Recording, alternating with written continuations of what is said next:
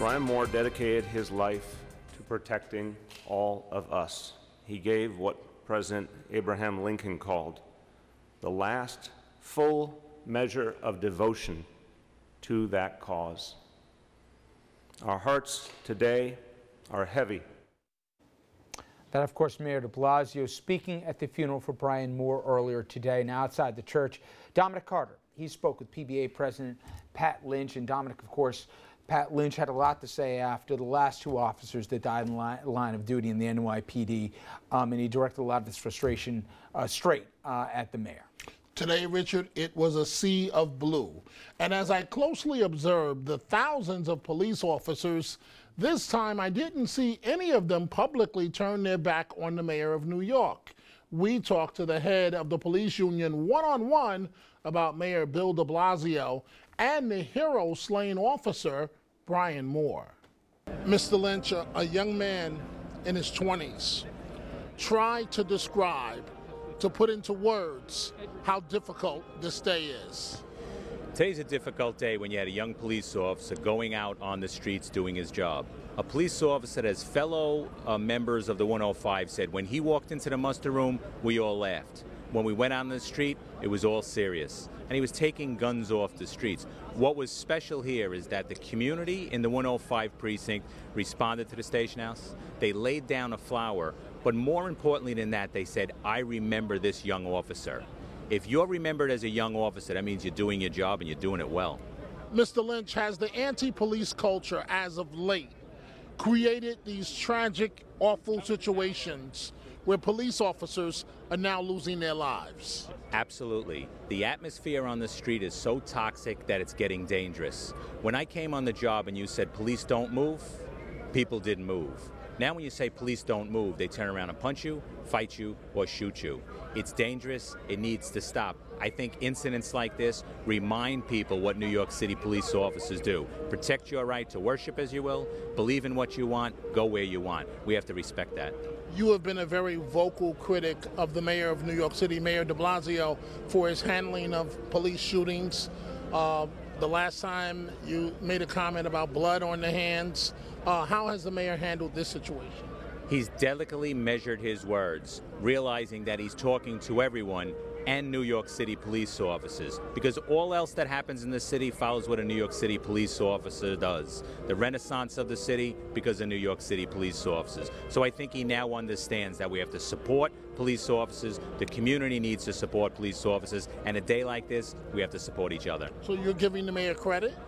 Hopefully he takes those words and turns them into actions and supports police officers in every aspect. That's needed because we are the ones that's going out on the street. We're in danger, and danger sometimes turns to a church like this. Blood on the hands. Was that a mistake, the comment you made? Absolutely not. That was the feeling of our members at the time when that incident happened, and it was real. But today we're here to recognize a young police officer that went out in the street and gave his life from a family of police officers. That's not unusual in the NYPD. This church has a history, an unfortunate history.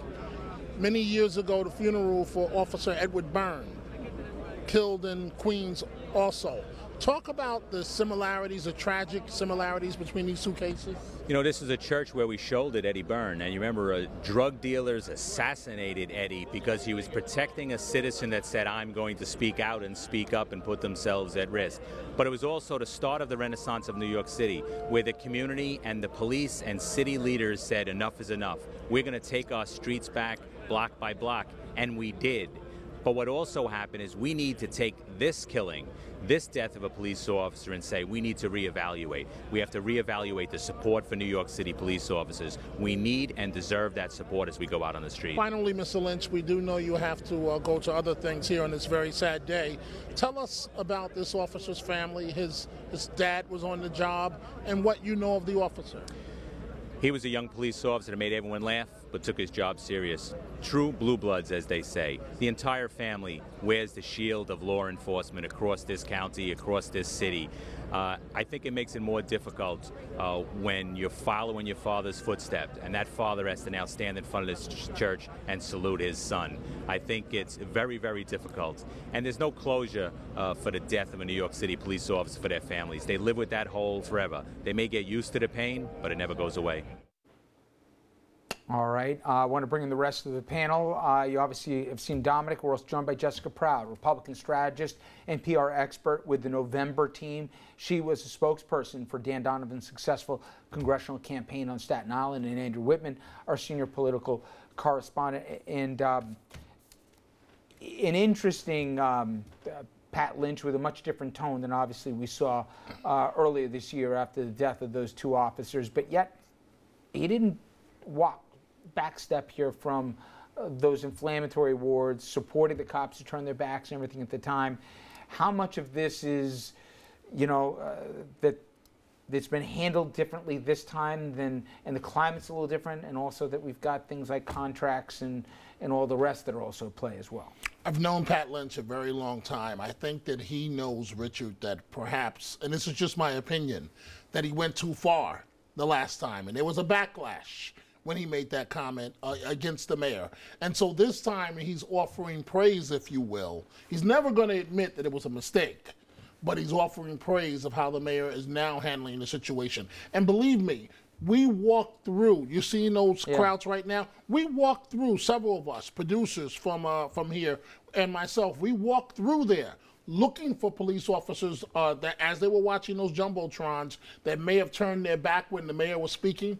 It was not seen today. Dom, the tone, obviously it's an unbelievably sad day, and the turnout amazing.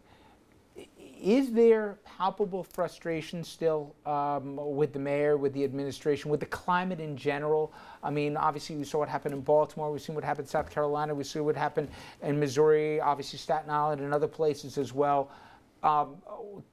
Give me the temperature. Not so much with the mayor right now. Police officers are extremely frustrated. The feeling I got today, now you know I've covered the other side with Al Sharpton's types, and the feeling that I got today from the officers, they were all very nice, but it was, you could tell they were heartbroken. And whether they're from San Diego or Wyoming, you can go on and on from the locations from today. They just feel the one common denominator is they feel that they are greatly under attack and that it's making their job almost impossible. Such a sad day today. Oh, it's gut-wrenching. Like, I was watching the funeral on TV, and it's impossible not to feel that emotion of what they're going through, and I think you nailed it. They absolutely do feel like they're under attack. I don't think the mayor will ever get them back in the wholehearted support that he really needs to. But it was a markedly different tone this time around. I think he was much more deliberate in his words. But I thought Commissioner Bratton really was the one that exemplified really what the police department stands for today. I thought he was very eloquent in his remarks, not only honoring Brian Moore's life and what kind of cop he was, but he sort of took the protesters on a little bit and the sentiment on of being anti-police, and he said, do not let the police force be defined by this, by a handful of cases. The vast majority of police officers are good people. They're doing the right thing. They're keeping us safe. And I thought that was really like a teachable moment. I wish we heard a little bit more of that from the mayor, but I thought he really was right on in his remarks at the funeral. We're going to, in the following segment, Andrew, have the interview that you had earlier today with Philip Banks, who has probably the perfect perspective of this, not only the highest ranking one-time African-American officer in the NYPD, but also somebody who has police in his family for generations. But it's this nexus we're at right now. Everybody agrees that, you know, there's an unhealthy climate where you have distrust in the communities, warranted if you look at some of the numbers and some of obviously the instances caught on video. But then you also have it coupled where police are rightly afraid here of some of the responses that they're going to be walking into some of these communities. If we're not careful, some of the communities just won't get the same level of policing or presence, and then everybody loses. There's no easy answers to this. No, there's not, and that separation between police and the communities that they're serving was really the focus of my interview with Chief Banks, and he, I think it dismays him to a certain degree, but also now being removed from the NYPD, I think he's more focused on trying to find solutions, and you'll hear him say that he thinks both sides need to take some steps. It's an interesting interview, and it's a nice counterpoint to the Pat Lynch interview, and I think we'll get to that in a moment. And we are. In fact, right on the other side of the break here, we're going to bring you that interview in our conversation. The former #2 man for the entire NYPD sat down with Andrew earlier today. Philip Banks, he's seen it all in decades of police work, but he says he's never seen anti-cop sentiment like we're experiencing right now. Stay with us.